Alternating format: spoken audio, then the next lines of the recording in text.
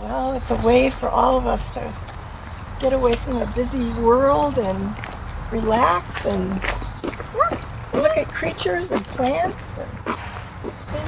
Creatures, yeah. Where's the creature? Well, like rabbits and squirrels and chipmunks, all those things we see out here. Yeah. And sometimes if you're really lucky, you can see a deer out here. I like deer. Do you? Yeah. So Barbara, how long have you been coming out to Severson Dells? Oh, at least 25 years. I play in a little folk band, and we play out here every Christmas. But now that I have Max, I come all the time. Look. I think the beaver did that. You think the beavers did that? Yeah. Look up there. See how tall it is. Severson Dells is certainly one of our invaluable assets in our community as it relates to outdoors, as it relates to environmental education, and just a fun place in general. Certainly with 2 young grandkids, I'm looking forward to getting to the right age now where we can come out and enjoy the streaming, the bugs. I think that's going to be just an enormous amount of fun. And I'm really looking forward to that. I know they're just going to fall in love with it. I grew up in the rural areas and I'm used to that my whole life, and I need to have them understand that same type of background. Do you remember what this one is? Yeah. What is it? I know. It's a crow. We see those outside a lot, don't we? I love taking the kids around, and I like when the school groups come out, I'm asked to volunteer sometimes, and I usually do the hikes. We go hiking, and we sometimes see tracks.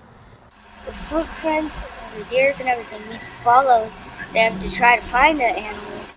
We saw a deer. I try to make the children happy out there, and they are usually very happy. I like about Severson Dells because we went outside when it was snowing and we saw footprints outside of the deers and other animals.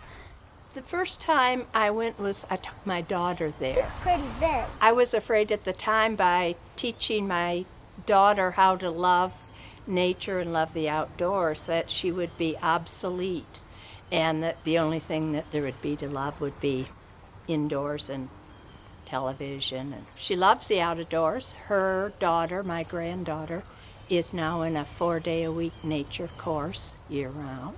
And Severson Dells gave her a lot of background in nature and just comfortable with it. That's what I think is important, that people need to be comfortable with nature and think of it as part of their world. Hard to walk. All my grandparents were outdoors people. My parents were outdoors people. We spent the whole summer outdoors unsupervised, except when we went swimming. So we love nature. What do I have in my hand, buddy? Huh? What's that? The baby. What's that? Yeah. Hey, What's that? Is that a butterfly? Here comes Monica too. Swoop. Did you get it? I think so. There was a little girl out there today, a couple hours ago, who had on a red sweater the way I did. And she loved everything. She picked up feathers, she picked up acorns, and everything was of interest to her.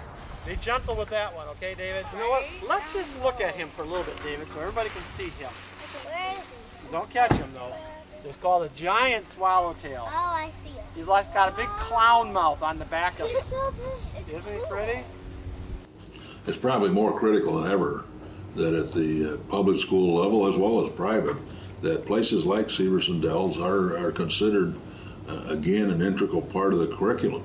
Many of these kids, due to our high poverty rates, especially in District 205, do not have the opportunity to get outside, to enjoy nature. There was this game that we had to guess what was the animal. They let us throw snowballs into the water y nos dejaron inventar como bolas de nieves al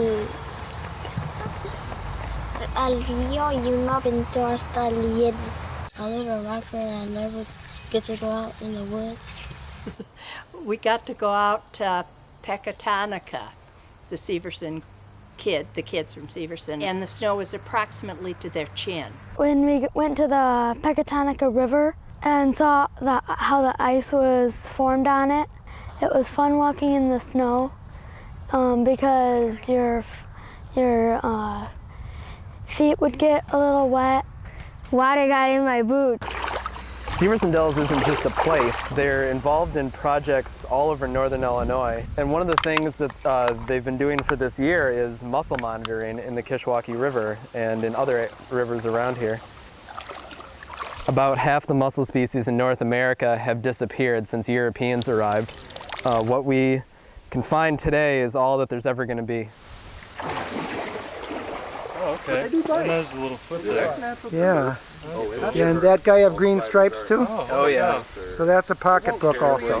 So that's how you tell it's a pocketbook, is the green stripes? Yeah. Oh, okay. And they actually serve as a warning signal to those who are looking at the river.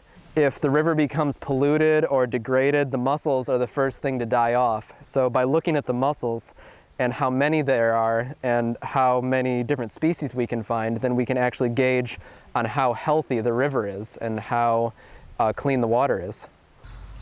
So why do you bring Max out here anyway? Well, Max and I really like birds. So we come out to look at all the stuffed birds inside and to watch the birds eating outside at the feeders and listen to them sing. Don't we? What's that? I don't know. Is it a hawk? Mm-hmm. And then there's another hawk. That's a duck. I like duck. They're soft.